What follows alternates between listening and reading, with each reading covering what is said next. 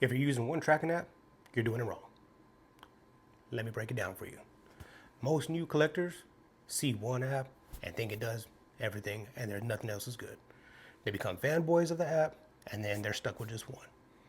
But most collectors will use multiple apps to do different things because they all do different things. Today we'll be comparing Collectr, TCG, and the new kid on the block, Double Holo, with their Shiny Pro integrated interface. So let's get into it. First one's Collectr. If you're just trying to track your collection, you can track your raw cards, graded cards, sealed product, and it puts it all into one little portfolio style layout for you. So you can always see, what your collection is doing. Another good pro with it is you can set different categories. So you want your main, collection, label it main. One thing I use it for right now is tracking our 151 master set. So I have just a 151 master set tab that just shows me my 151 cards, what it's valued at. So if I ever go to sell it, I kind of got a ballpark idea. But that's where the problem is with Collectr. Sometimes the price isn't always caught up, but eventually it does. They're always updated. And sometimes it doesn't have that niche or that promo card that you're looking to add to your collection. So I use this one for strictly putting my collection into one big portfolio. It's very user friendly.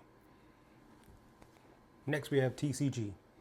TCG is where you go to look at real-time sales, so that way you're not overbuying. Or not, let me rephrase that. You're not overpaying for stuff. You can check real-time data that it pulls. It's not very user-friendly for new collectors. There's a bit of a learning curve, but this is your pricing tool. This is where most people will go to look for, hey, what was the last few sales on this card? Kind of where it's sitting at market-wise. Last one is your Double Holo. This is the new kid on the block. This one is kind of your hybrid apps of everything you have. Think of it as a combination of TCG, eBay, and the market, like all in one. It uses AI, to help pricing, forecasting, see where that card is going, see where that sealed product's going. It's also a marketplace, so you can buy and then you can also sell. So it's good for if you're a serious vendor, know when to get into a card, when to get out of a card, when to buy a sealed product, when not to buy. This is your overall app. Not very good for collection wise because they use a partner like integration, is the best way to put it. So you buy into whatever price point you want, and included with that is Shiny. Shiny is where they use to track their collection. So it'll all be in one place still. It's just different setup. But it's very useful. I mean, there's a lot of information, and that's one of the pros with it, but also one of the cons is there's a lot of information on it, so it could be very overwhelming for a new collector. So that's just a breakdown of some of the top 3 right now. Like I said, Collectr, best for just tracking your collection and kind of keeping that baseline of the prices and what your collection looks like.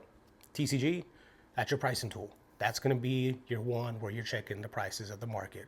That way you get the most fair comps. Double Holo is kind of going to be a combination, I think, of Collectr and TCG put all into one.